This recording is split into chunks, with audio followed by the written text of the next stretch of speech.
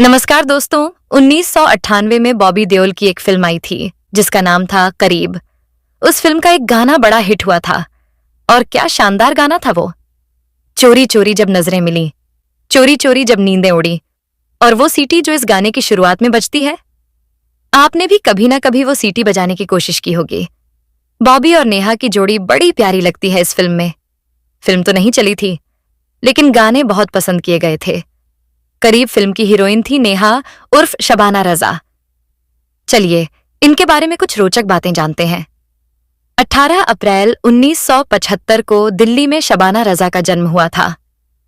शबाना रजा actor कभी नहीं बनना चाहती थी। वो उन दिनों पढ़ाई कर रही थी जब उनके पास करीब फिल्म का ऑफर पहुंचा था। दरअसल शबाना ने कॉलेज के दिनों में किसी टीवी प्रोग्राम में हिस्सा लिया था जो इत्तेफाक से विधु विनोद चोपड़ा ने भी देखा, और विधु विनोद चोपड़ा ने तभी फैसला कर लिया कि वो इस लड़की को अपनी फिल्म में कास्ट करेंगे।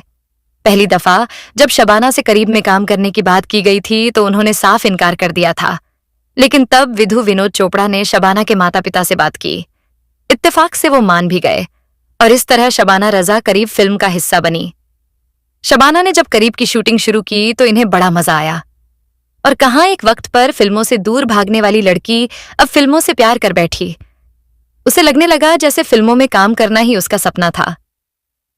करीब के बाद शबाना ने अजय देवगन के साथ होगी प्यार की जीत, ऋतिक के साथ फिजा ऑफ और भी कुछ फिल्मों में काम किया, जैसे एहसास, राहुल, मुस्कान, कोई मेरे दिल में है, आत्मा और एसिड फैक्ट्री। 2011 में आई संजय गुप्ता की अलीबाग में भी ये दिखी थी, और अलीबाग इकलौती ऐसी फिल्म है जिसमें इनका असली नाम शबाना रजा क्रेडिट्स में लिखा गया है, वरना उससे पहले की सभी फिल्मों में ये नेहा नाम से ही नजर आई हैं। नेहा उर्फ शबाना रजा कहती हैं कि वो हमेशा से चाहती थी कि लोग उनको उनके असली नाम शबाना से ही जाने। जब करीब फिल्म बन रही थी तब उनका नाम नेहा किया गया था, वो भी जबरदस्ती। हालांकि वो इससे खुश नहीं थी। बकौल शबाना नाम बदलने की कोई जरूरत नहीं थी, लेकिन किसी ने उनकी एक ना सुनी और ना चाहते हुए भी शबाना रजा को नेहा नाम से फिल्मों में काम करना पड़ा। मगर जब संजय गुप्ता की फिल्म अलीबाग में काम करने का ऑफर उनके पास आया तो उन्होंने ये शर्त रख दी कि फिल्म में उनका असली नाम शबाना रजा ही इस्तेमाल किया जाएगा। शबाना रजा ने दमदार एक्टर मनोज बाजपेयी से शादी की थी। करीब फिल्म रिलीज होने के बाद शबाना की मुलाकात मनोज बाजपेयी से हुई थी। करीब के आसपास ही मनोज बाजपेयी की सत्या भी रिलीज हुई थी, और एक पार्टी में इन दोनों की मुलाकात हुई। दोनों की दोस्ती हुई जो कुछ वक्त बाद प्यार में बदल गई, और आखिरकार साल 2006 में शबाना रजा और मनोज बाजपेयी ने शादी कर ली। शादी के बाद से ही दोनों एक खूबसूरत जिंदगी बिता रहे हैं। इनकी एक बेटी भी है जिसका नाम है अव्वा नाइला। चूंकि नेहा उर्फ शबाना रजा का करियर कुछ खास नहीं रहा तो उन्होंने फिल्मों में काम करना छोड़ दिया। अब वो अपना घर संभाल रही हैं, वो भी बहुत अच्छे से। शबाना की एक छोटी बहन भी है जो अमेरिका में रहती है।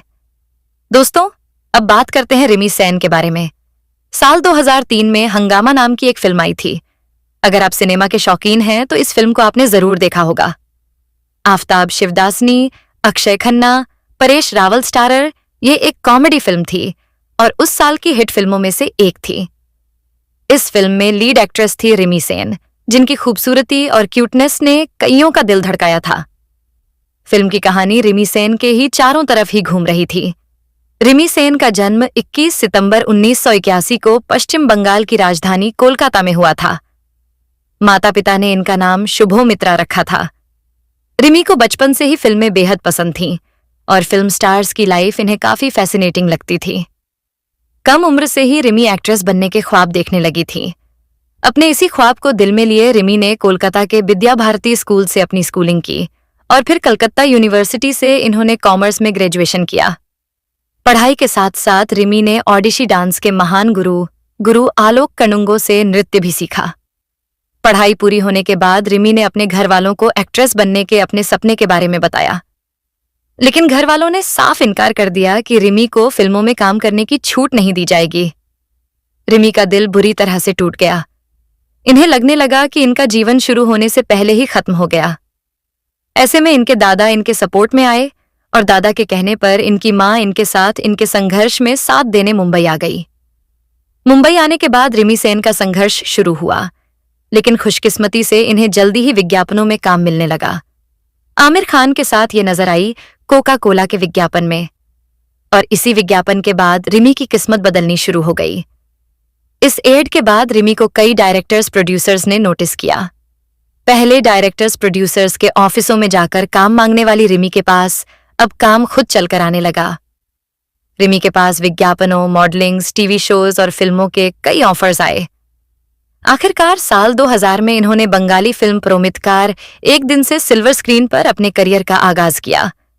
हालांकि इस फिल्म में ये छोटे से रोल में नजर आई थी, लेकिन इसके 2 साल बाद यानी 2002 में तेलुगु फिल्म नी थोडू कवाली से इन्होंने बतौर लीड एक्ट्रेस भी फिल्मों में एंट्री ले ली। अगले साल यानी 2003 में हंगामा फिल्म से हिंदी फिल्मों में भी इनका डेब्यू हो गया। अक्षय खन्ना और आफताब शिवदासानी के साथ इनकी कॉमिक केमिस्ट्री दर्शकों को बेहद पसंद आई और फिल्म बॉक्स ऑफिस पर कमाल कर गई। फिल्म की कामयाबी से रिमी की किस्मत भी खुल गई और इनका करियर चल निकला। इसके बाद तो इन्हें बागबान, धूम, गरम मसाला, क्योंकि दीवाने हुए पागल, फिर हेरा फेरी और गोलमाल जैसी सुपरहिट फिल्मों में काम करने का मौका मिला। अपने करियर में इन्होंने छोटी बड़ी मिलाकर 22 फिल्मों में काम किया। इनकी आखिरी फिल्म थी थैंक यू, जिसमें ये इरफान खान, बॉबी देओल और सुनील शेट्टी जैसे बड़े सितारों के साथ कॉमेडी करती नजर आई थी। इसके बाद से ही रिमी फिल्मों से गायब हो गई। रिमी के फैंस ने इन्हें कुछ साल बाद यानी 2015 में एक बार फिर से देखा रियलिटी शो बिग बॉस के 9वें सीजन में। बिग बॉस हाउस में अपने बिहेवियर को लेकर ये काफी चर्चाओं में रही थी। इनके फैंस को लगा कि शायद अब रिमी कमबैक करेंगी, लेकिन बिग बॉस के बाद ये फिर से नजर आनी बंद हो गई। हालांकि 2016 में इन्होंने as a film producer comeback किया film Budhia Singh born to run से। इस फिल्म के क्रेडिट्स में इनका वास्तविक नाम यानी शुभोमित्रा सेन दिया गया था। एक बार फिर इनके फैंस की उम्मीदें जगी कि हो सकता है इस दफा रिमी सेन बॉलीवुड में वापसी करने के इरादे से आई हैं, मगर फिर से इनके फैंस को निराशा ही हाथ लगी।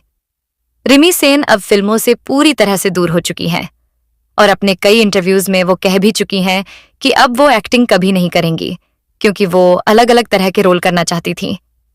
लेकिन उन्हें केवल कॉमेडी फिल्मों में ही काम मिल रहा था और एक जैसे किरदार निभाकर वो बोर हो चुकी थी। फिल्मी करियर को टाटा बाय बाय कहने के बाद रिमी सेन ने पॉलिटिक्स में हाथ आजमाया और 2017 में इन्होंने बीजेपी ज्वाइन कर ली। लेकिन कुछ दिनों तक बीजेपी के लिए काम करने के बाद इन्होंने पॉलिटिक्स में भी दिलचस्पी लेना बंद कर दिया। आजकल रिमी सेन के बारे में मुश्किल से ही कोई खबर आती है। रिमी सेन की उम्र 40 साल से अधिक हो चुकी है और वो अभी तक कुंवारी हैं। रिमी के फैन जानना तो चाहते हैं कि वो किसी के साथ रिलेशन में है या फिर नहीं, लेकिन चूंकि रिमी ने खुद को मीडिया और सोशल मीडिया से इतना दूर करके रखा है कि उनके बारे में किसी भी तरह की जानकारी नहीं मिल पाती है। तो दोस्तों, आज के इस मजेदार और जानकारी भरे वीडियो में इतना ही। अगर आपको वीडियो पसंद आया हो तो लाइक का बटन ठोक दीजिए और हाँ, कमेंट में बताना ना भूलें कि आपको सबसे ज्यादा क्या पसंद आया। अगर आप चाहते हैं ऐसे ही और धमाकेदार वीडियो तो सब्सक्राइब करें हमारे चैनल स्टार मनोहर राठौर को और बेल आइकन दबाना बिल्कुल मत भूलिए, ताकि अगली बार जब हम कुछ जबरदस्त लाएं आपको सबसे पहले पता चले। मिलते हैं अगले वीडियो में, तब तक के लिए जय हिंद।